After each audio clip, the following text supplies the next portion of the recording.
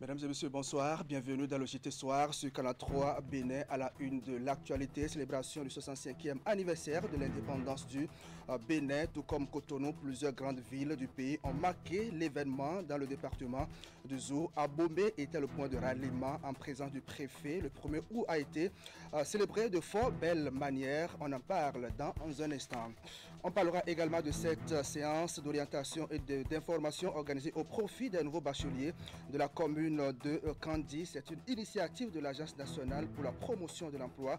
Il s'agit d'éclairer les jeunes sur les critères à prendre en considération dans le choix de leur filière d'études, mais aussi donc de leur fournir des outils pour mieux s'insérer dans le marché de l'emploi. Images et reportages à suivre. À suivre également le point de la causerie débat organisé par le groupe de presse Éco Énergie Renouvelable. Les acteurs des secteurs de l'énergie et de l'environnement y ont participé le mercredi 30 juillet dernier. L'état des lieux donc de l'énergie au Bénin, quel bilan et perspective, c'est le thème de l'une des communications qui ont meublé cette rencontre. Voilà pour le sommet. Merci d'être au rendez-vous de l'information sur Canal 3 à Bénin. Loin de la place de l'Amazone à Cotonou où se sont déroulées les manifestations officielles marquant les 65 ans d'indépendance du Bénin en présence du chef de l'État Patrice Talon dans le département du Zou. La fête a eu lieu également et vous allez le voir avec Imet Hélène Amoussou à Abomey sous la direction du préfet. Les filles et fils de la région ont célébré avec ferveur et fierté le 1er août. Deux temps forts ont marqué les manifestations, le dépôt de gerbes et le défilé militaire offert aux populations. Reportage. Un 1er août encore exceptionnel comme il en a toujours été le cas. L'événement commémoré avec ferveur a démarré dans le Zou par le traditionnel dépôt de gerbes au pied du monument dressé en mémoire des enfants morts pour la patrie. Le service ici est assuré par le nouveau préfet de la région.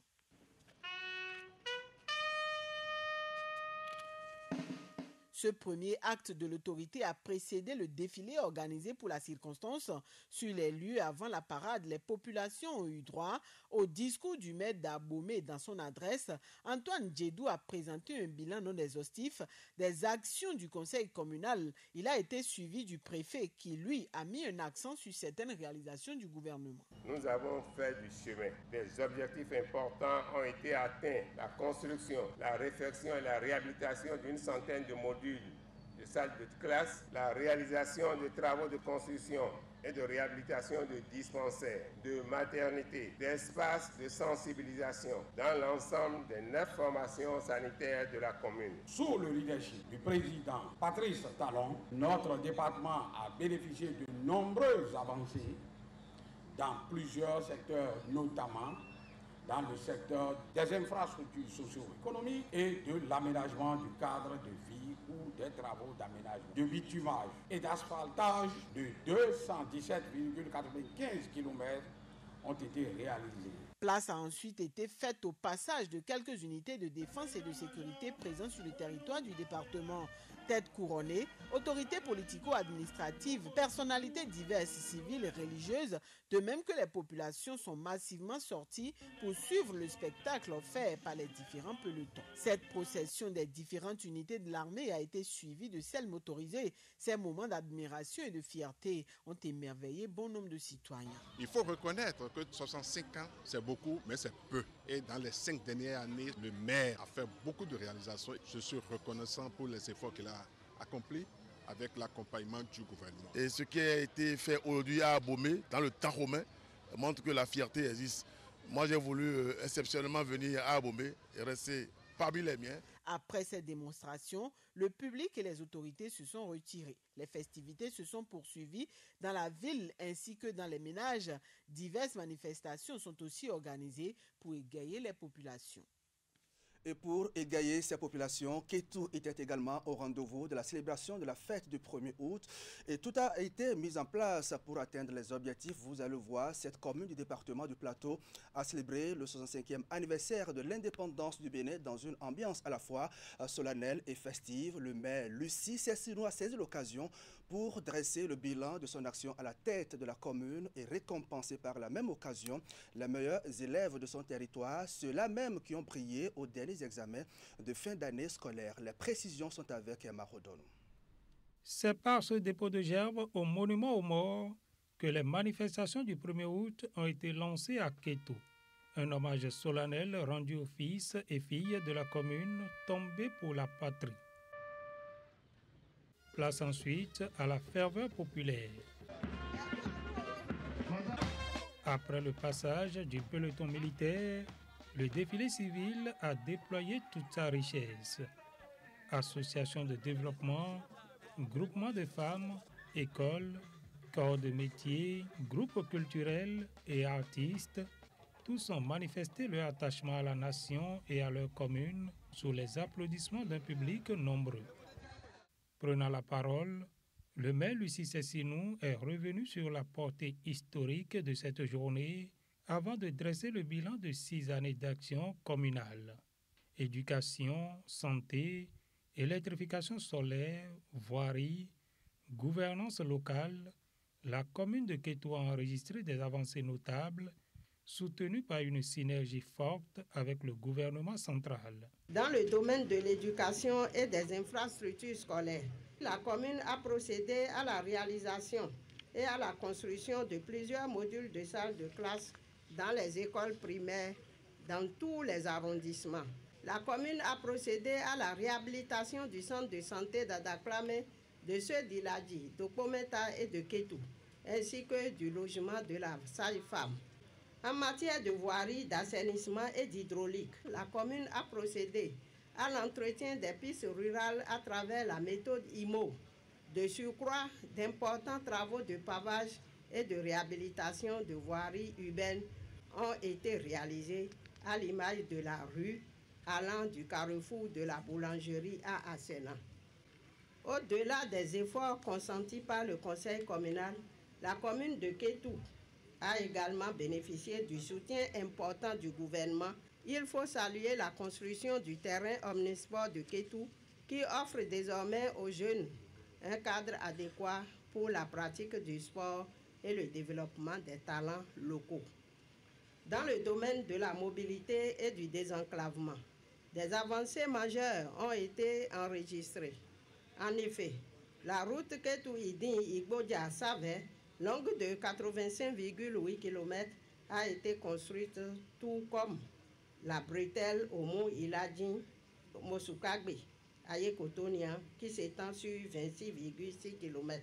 Fidèle à sa politique d'excellence, l'autorité communale a profité de l'occasion pour distinguer les meilleurs apprenants de la commune aux examens nationaux. Et c'est dans cette ferveur de la célébration de la fête de l'indépendance au Bénin qu'est organisée la 2e édition de Cotonou Rio Carnaval Day. L'initiative est de l'association Bantu Afro Brasileiro qui découle du partenariat entre les villes de Rio et Cotonou.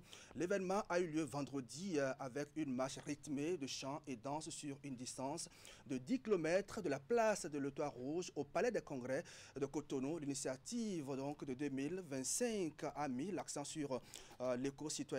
Ceci pour renforcer les actions des autorités de la municipalité de Cotonou. Voici les précisions avec la présidente de l'association.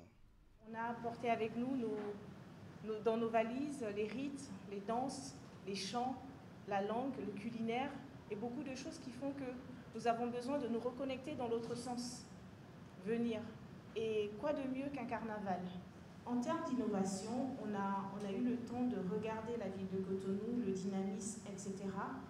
On s'est dit pourquoi ne pas rajouter un peu de culture de Cotonou avec la danse des échassiers, les danses guérédé qui viennent d'Apapa, les jeunes de la danse urbaine qui pratiquent déjà beaucoup de mouvements de concours de danse, la fanfare de Cotonou.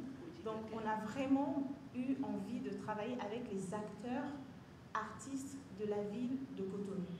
Donc vous allez retrouver dans notre carnaval les différents costumes des danses traditionnelles cotonoises et nous avons axé la thématique de cette année sur l'écologie. Pourquoi ? Parce qu'on sait que la ville de Cotonou fait beaucoup d'efforts sur la propreté. C'est d'ailleurs reconnu sur le plan international. Et je félicite les acteurs de la ville de Cotonou par rapport à ça. Donc il y a à peu près 10 km de marche en dansant, en chantant, mais je vous assure que les 10 km, on ne les voit pas passer. C'est tellement un engouement, donc je vous invite à mettre vos baskets parce que c'est aussi un dynamisme qu'on veut apporter à la ville de Cotonou, de pouvoir se dépenser, faire du sport en dansant et en chantant dans la joie. Nous allons recycler, il n'y aura pas de papier, il n'y aura pas d'ordures qui vont traîner. Sur notre passage, on va ramasser tout ce qui va traîner. Donc on a une équipe de 10 personnes qui seront à la fin de la déambulation et qui vont nettoyer. Cette année, exceptionnellement, nous n'allons pas faire le dîner gala à la soirée du 1er août. Vu que le carnaval, c'est aussi pour réunir les acteurs résiliens, les ramener sur Cotonou, la deuxième partie de cet événement se fera la nuit du 6 au 7 septembre. 6 au 7 septembre, parce que le 7 septembre, c'est notre fête nationale. Donc, ça se fera pour pouvoir réunir un maximum de personnes. Éducation à présent, bientôt la rentrée scolaire et universitaire au Bénin, mais avant, les nouveaux bacheliers de la commune de Kandi, dans le département de la Liborie, savent désormais un peu plus sur les critères qui doivent déterminer le choix de leur filière d'études. Ils ont bénéficié en effet d'une séance d'information et d'orientation organisée par l'Agence nationale pour la promotion de l'emploi. La rencontre s'est déroulée en présence du préfet du département de la Liborie ainsi que plusieurs autres responsables administratifs. Reportage. Ils sont très nombreux, ces jeunes nouveaux bacheliers, étudiants et parents à avoir répondu présent à la journée d'orientation et d'information de l'étudiant et de l'élève, juin 2025. Placée sous le thème « Trouve ta voie, construis ton avenir », cette séance d'orientation est une initiative de l'Agence nationale pour l'emploi ANPE. Elle s'est déroulée à l'antenne départementale de la Liborie à Kandi. En termes d'orientation, il faut un certain nombre de choses. Les clés pour réussir aujourd'hui son insertion, son orientation professionnelle sont fondamentalement 3. La première des clés, ce sont les compétences. Les compétences qui sont un ensemble de caractéristiques, qui sont un ensemble de valeurs, qui sont un ensemble de bien-être professionnel ou personnel dont dispose le jeune pour pouvoir opérer ce choix. Elle comprend aussi les talents et les passions. Donc, pour opérer un choix, il faut premièrement tenir compte de ça, des compétences et de sa passion. Dr Koko Gbewetunwusa de la direction de l'enseignement supérieur, représentant le ministère de l'enseignement supérieur et de la recherche scientifique, a mis en lumière la stratégie à adopter afin de pouvoir faire un bon choix de filière de formation. Nous avons une panoplie de filières, je peux les citer toutes ici, mais en fonction du bac que vous avez, vous pouvez faire le choix. Lorsque vous avez un bac A, regardez tout de suite les débouchés. Qu'est-ce que vous avez envie de devenir? Et à partir de ça, à partir de cela, et à partir du bac que vous allez faire votre choix. Au thème de cette séance, les participants se réjouissent des orientations et informations obtenues. Pour eux, cette initiative leur permettra de mieux opérer leur choix de filière. Avec la séance que nous venions de suivre, ça m'a beaucoup aidé parce que moi, je comptais beaucoup sur la bourse. Mais avec tout ce qu'ils viennent de nous dire, j'ai fini par comprendre que ce n'est pas seulement avoir la bourse qui compte. Je ne peux pas seulement opter pour la bourse en ignorant le don que Dieu m'a donné. Cette séance d'orientation et d'information des nouveaux bacheliers et étudiants s'est achevée dans une ambiance conviviale et chaleureuse. Pour rappel, l'Agence nationale pour l'emploi ANPE a pour fonction principale d'accompagner les demandeurs d'emploi dans leur recherche et de faciliter le recrutement pour les entreprises. Éducation encore, mais on va quitter Kandi pour mettre le cap sur Porto Novo pour voir et mieux apprécier ce geste du gouvernement. Le président Patrice Talon et son équipe confirment une fois encore leur volonté d'améliorer la gouvernance du système éducatif de base au Bénin et vous allez comprendre pourquoi. Jeudi dernier, le ministre des Enseignements maternels et primaires a procédé à la remise officielle d'une trentaine de véhicules administratifs neufs aux chefs de circonscription scolaire lors d'une cérémonie qui s'est déroulée au sein du ministère à Porto Novo. À l'occasion, Salman Karim a été clair avec les bénéficiaires. On va retrouver dans ce reportage Emma Rodon. Des clés symboliques, des véhicules flambant neufs et un message clair à l'endroit des chefs de circonscription scolaire qui en sont les bénéficiaires. Plus d'excuses pour les descentes sur le terrain. Cette dotation du gouvernement vient en effet renforcer l'arsenal logistique des acteurs de terrain dans le sous-secteur des enseignements maternels et primaires. Face aux bénéficiaires, le ministre Salimon Karimou a fermement rappelé les règles d'utilisation de ces véhicules. Ce ne sont pas des véhicules pour aller ramasser du ciment. Ce ne sont pas des véhicules pour aller chercher de l'essence frelatée ou des bidons d'huile rouge. C'est un avertissement pour vous aussi. C'est des véhicules à utiliser uniquement pour des usages publics. Et pour des questions de sécurité, pour certains qui sont dans certaines régions où se posent quelques problèmes de sécurité, lorsque vous finissez les soirs, il faut les garer dans un commissariat. Ces conseils-là, je voudrais que vous les preniez au sérieux. Au nom de ses pairs, le chef de la circonscription scolaire de Djougou 1 a remercié le gouvernement. Nous remercions le gouvernement tout entier et son chef, en l'occurrence le président Patrice Talon, pour avoir pensé soulager les inspecteurs de l'enseignement maternel et primaire.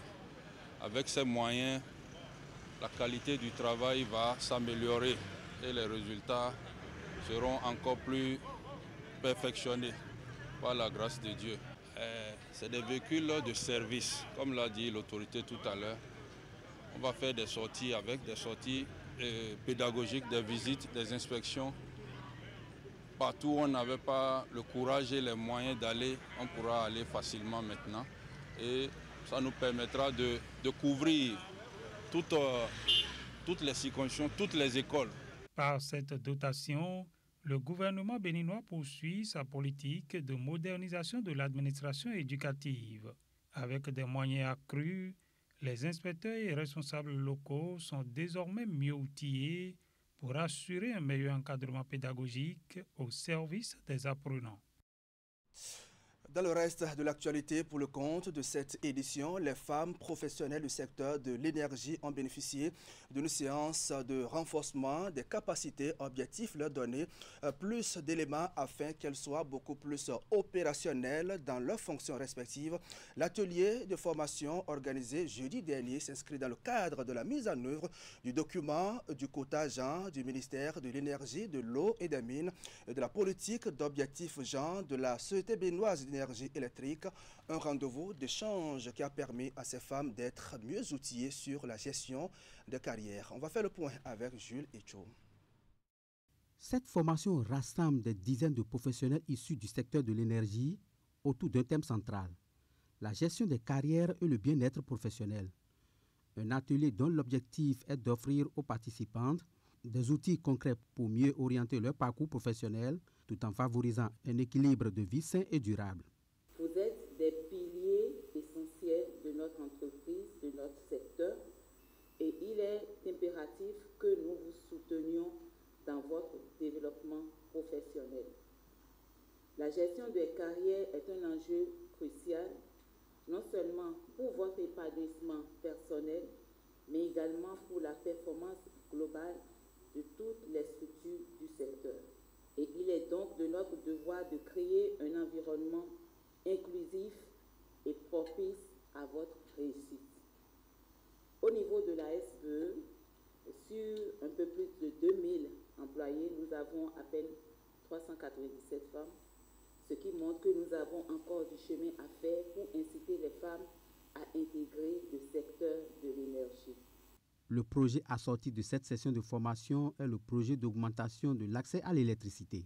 Cette initiative est forte de son impact significatif sur les ressources humaines au sein du ministère et de ses structures sous tutelle avec notamment le renforcement du personnel féminin. Le PDSAE n'est pas resté en marge de ces réformes.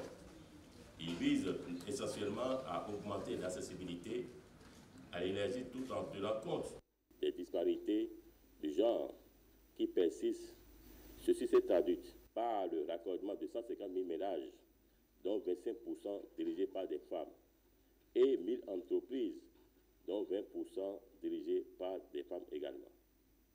Aussi, le PDSAE, dans sa deuxième composante, a conduit l'élaboration et l'adoption d'un document de quota genre au profit du ministère de l'énergie et de l'eau et d'une politique d'objectifs genre au profit de la SBE. animée par des experts en développement personnel et des ressources humaines, la session a abordé plusieurs thématiques. Il s'agit des enjeux liés à l'égalité des genres dans le domaine de l'énergie, les stratégies de mise en réseau et de collaboration durable en faveur de l'essor des femmes leaders constituent une autre communication. Toujours dans le même domaine avec d'autres communications qui ont meublé le rendez-vous à l'occasion d'une causerie débat. Les acteurs des secteurs de l'énergie et de l'environnement ont eu des discussions scientifiques enrichissantes et vous allez le voir, le groupe de presse Éco-Énergie Renouvelable en est l'initiateur. La rencontre se veut un cadre de réflexion sur les défis énergétiques et environnementaux au Bénin à travers des panels. Les participants ont été entretenus sur l'état des lieux, les réformes entreprises par le gouvernement dans ces secteurs, sans oublier les actions à mener pour leur rayonnement. Explication Ingrid Der. Le groupe de presse Éco-Énergie Renouvelable s'invite dans les débats qui se mènent au Bénin pour impulser une nouvelle dynamique au secteur de l'énergie et de l'environnement. À travers cette causerie débat, à sa première édition, les organisateurs entendent apporter leur expertise aux différentes actions engagées par le gouvernement. Un regard éclairé sur les défis énergétiques et environnementaux, c'est le thème qui a servi de base aux discussions. L'organisation de cette première édition, n'est-ce pas, de causerie débat, s'inscrit en droite ligne de nos objectifs à Éco-Énergie Renouvelable et ça participe, n'est-ce pas, à la communication, n'est-ce pas, sur les diverses thématiques énergie et environnement pour permettre à ce que le Béninois lambda puisse véritablement s'informer, être sensibilisé. Le bilan dressé lors de ces assises démontre que le Bénin a fait un pas de géant. Toutefois, il reste beaucoup à faire. Des défis à relever pour rendre l'énergie accessible sur tout le territoire national. Ces 10 dernières années, nous avons fait beaucoup de progrès dans le développement du secteur de l'énergie. Comme vous le savez, nous étions pratiquement à un niveau zéro de production nationale. Mais aujourd'hui, nous comptons notre production en termes de centaines de mégawatts.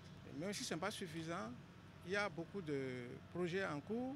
Et il y a surtout les réformes. Le nouveau code de l'électricité qui a démonopolisé le secteur. Et en termes de défis, la ligne droite est tracée. C'est qu'il faut aller vers l'autonomisation totale du territoire. Et nous avons au niveau de nous, le secteur privé national, des problèmes d'accès au financement que nous devons régler. Et nous allons demander que nos gouvernants puissent voir la possibilité de créer des fonds souverains qui fonctionnent en marge des normes bancaires classiques qui ne sont pas favorables pour le développement africain.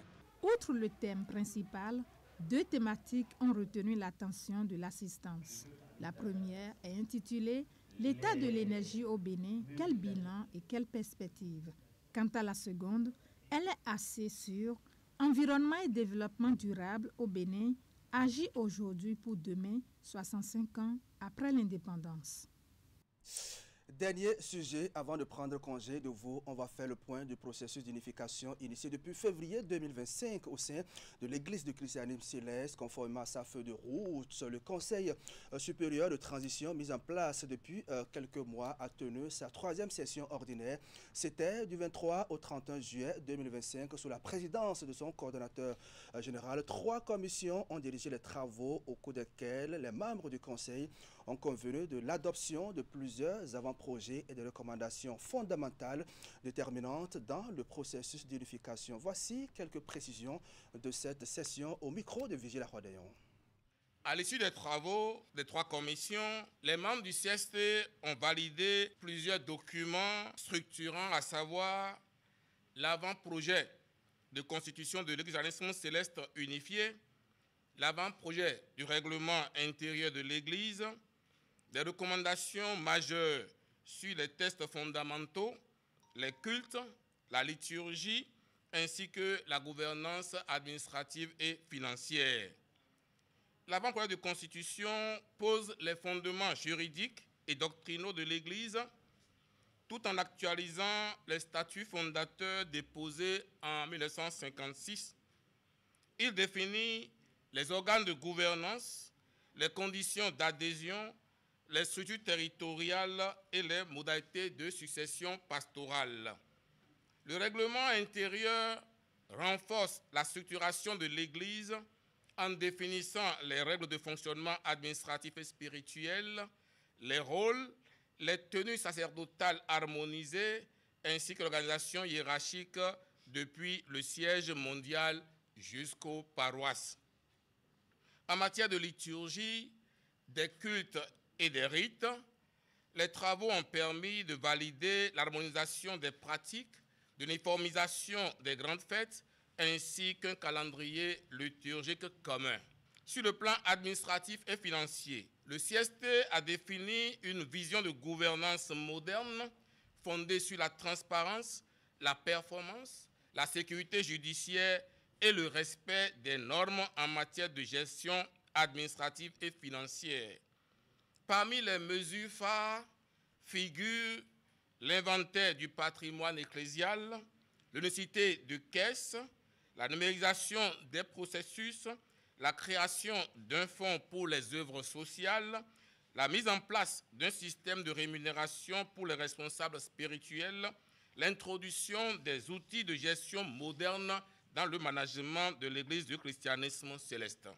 Le CST précise que la mise en œuvre de ces résolutions demeure conditionnée à la validation finale par le Sacré Collège, garant de l'unité spirituelle de l'Église. Voilà, mesdames et messieurs, ainsi va le Bénin ce samedi 2 août 2025. Merci à vous qui nous suivez depuis Tissiro, c'est à Péonco. Merci de votre fidélité au programme de Canal 3 Bénin. On se retrouve demain dimanche pour vous servir avec le même plaisir. Bonsoir chez vous.